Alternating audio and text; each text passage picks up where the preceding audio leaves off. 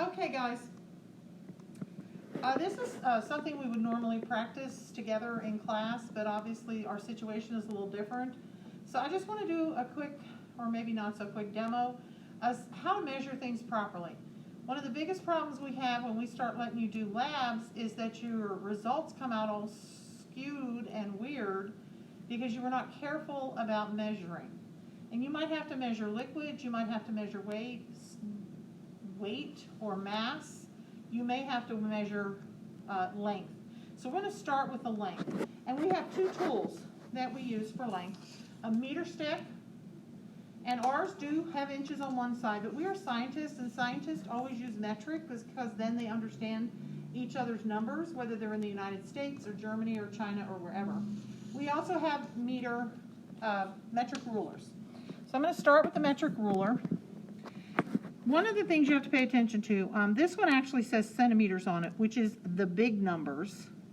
And the little tiny number lines in between are millimeters.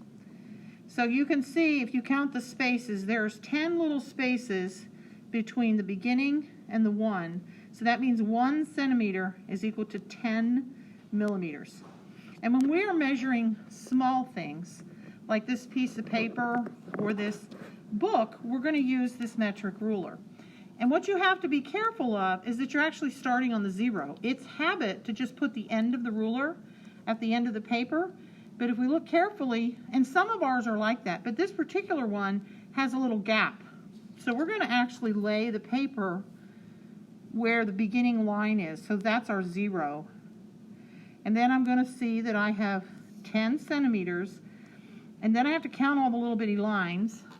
Don't know if I can see that with my glasses.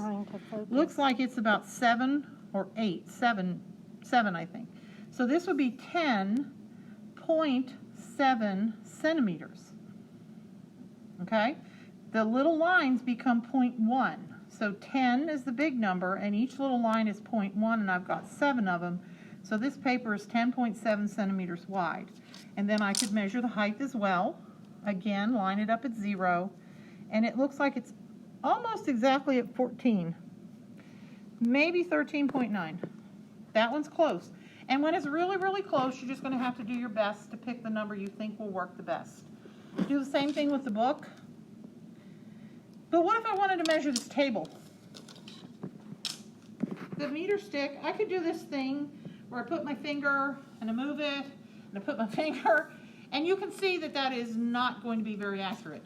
So that's when we choose the meter stick. And if I lay it down, starts at 0 at this edge, I can see I'm 76 centimeters wide.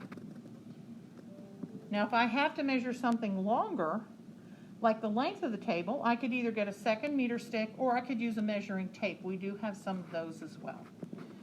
Just be very, very careful when you're writing down your numbers, and make sure you're lining your rulers up correctly. Sometimes we need to measure liquids. We have a number of things. This is a flask. The ones with straight sides are beakers. And if you just need a rough measurement, these have some measurement markings on them. Let me put the whiteboard behind to make that easier to see. So it's pretty easy to do on here. But if you need precision, then you've got to use a graduated cylinder. And the biggest deal with a graduated cylinder is to look at the scale, because this one is only 10, and just like my metric ruler, every little line is 0.1. So this one allows me to be very, very precise when I'm measuring. This one is bigger. It goes up to, looks like 50 milliliters. But when I look at the scale, I see that each line is just 1 milliliter. So I'm not going to be able to do like 0.1 or 0.6 with this one because the scale doesn't work for me. So if I want to be really precise, I'm going to use this. Here's the other fun thing about when you put liquid in a graduated cylinder. And I don't know how well I've overfilled it past the mark, so let me put a little less. A little less. There we go. Same thing here. I don't know how, see what I just did? Spilled. It happens. I don't know how well Miss Garcia can get this on film. The little one's really good. The good. So what you should see when you look at that is a curve. It has to do with the properties of water, but you get a curve.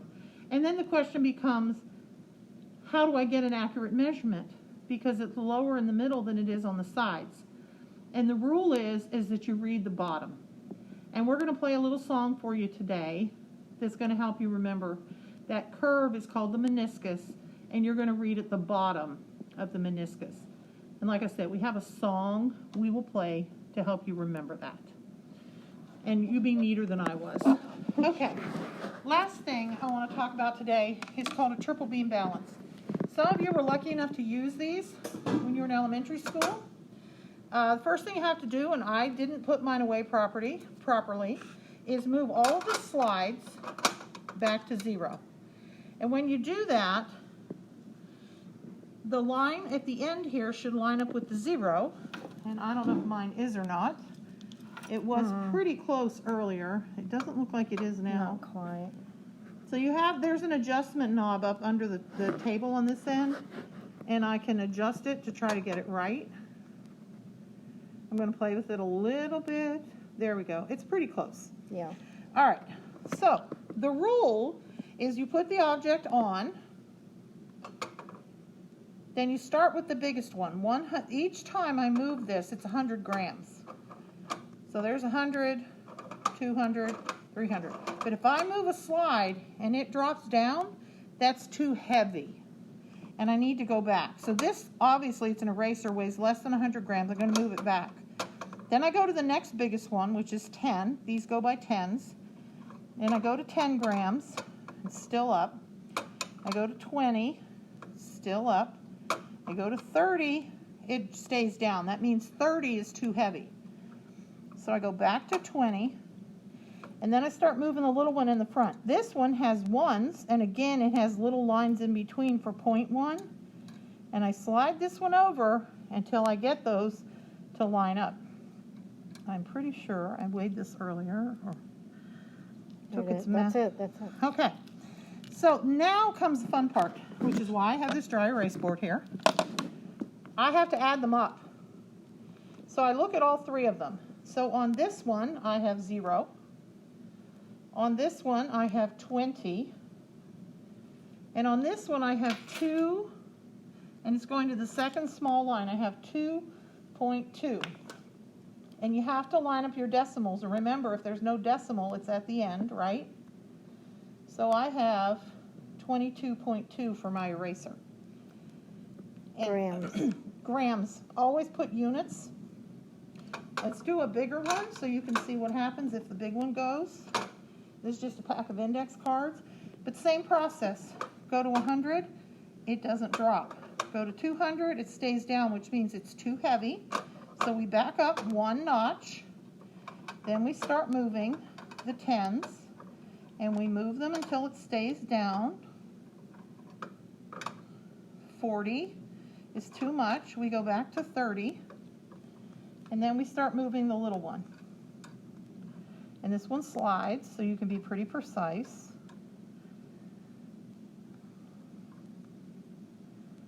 Pretty close.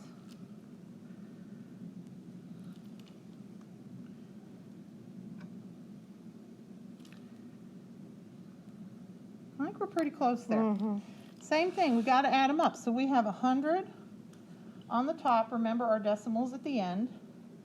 We have a 30, our decimals at the end. And in the front we have 4. We have to count the little lines. Looks like we're right in the middle, which means we have 4.5. Add some zeros so I'm not confused. 0, 0, and 4 is 4. 0 and 3 is 3. So that's my measurement, 134.5 grams. So we're going to do some virtual measurement today. So go ahead and move on to the next assignment. Go ahead and stop it and the grade.